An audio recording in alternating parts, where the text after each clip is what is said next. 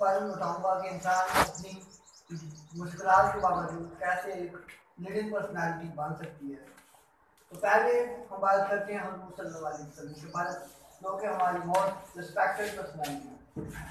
हुज़ूर सल्लल्लाहु अलैहि वसल्लम ने इंसानों को दावत देना शुरू की, तो जो लोग थे काफिर थे वो उनको पत्थर भी मारते थे, वो उनको बुरा भला भी कहते थे, लेकिन हुज़ूर सल्लल्लाहु अलैहि वसल्लम ने अपनी इस कोशिश को तर्क नहीं किया, उस कोशिश को जारी रखा।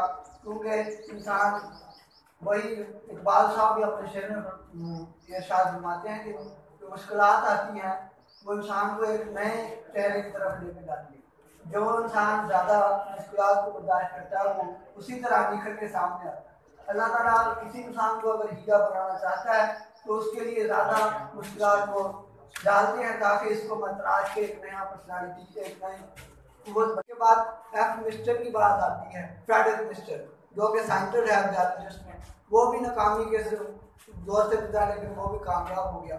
अब मैं अपने जो मेरा टीचर है ये खान साहब जो कि बहुत रिस्पेक्टेड पर्सनैलिटी थे, अब वो फोर्थ हो चुके हैं।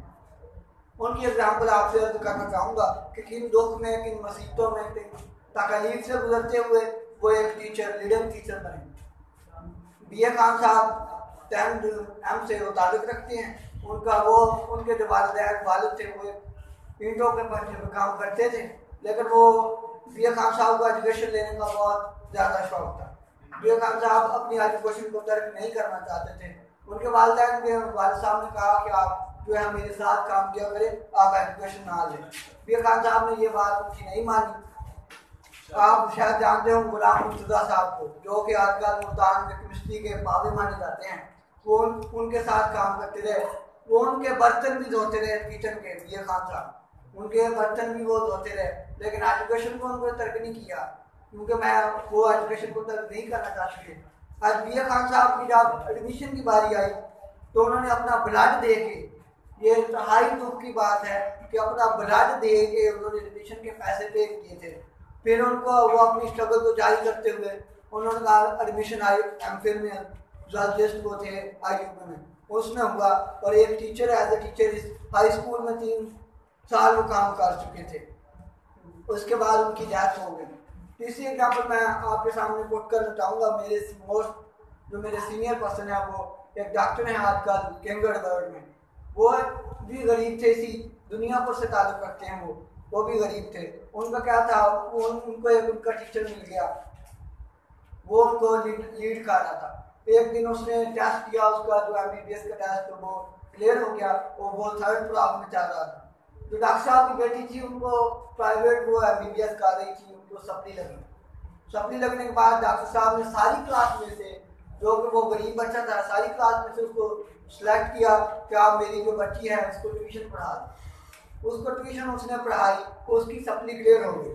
उसके बाद वो डॉक्टर साहब ने उसकी शादी उसकी अपनी बेटी के साथ कर दिया। आज वो अमेरिका बैठा है, यानी कि कहीं दुनियापुर से जो कि गरीब इलाके से ताल्लुक़ रखने वाला एक बंदा आज अमेरिका बैठा है। इसी तरह मैं अलेक्जेंडर फ्लेमिंग की बात करना चाहूँगा। अलेक्जेंडर फ्लेमिंग भी इसी तरह बस्तियों से गुजरते हुए एक साइंटिस्ट गुजरा है। अलेक्जेंडर फ्लेमिंग ने क्या किया, उसके पहले जो उसके पास रिसोर्सेज थे वो भी कम थे। रिसोर्सेज कम होने के बावजूद फिर भी उसने अपने आप को नहीं रोका। एक कोटेशन मैं कोट करना चाहूँगा, उसको मैं उर्दू में तर्जुमा करना चाहूँगा कि आपको कोई भी मुश्किल नहीं रोक सकती, लोग भी आपको नहीं रोक सकते। सिर्फ और सिर्फ एक चीज़ है जो आपको रोक सकती है, वो आपकी इंटरनल सोच है। आपकी सोच आपको रोक सकती है। आप कहेंगे कि ये मेरे आगे पहाड़ है, मैं इसको नहीं इसमें से इसको पार कर सकता, तो ये बात गलत है।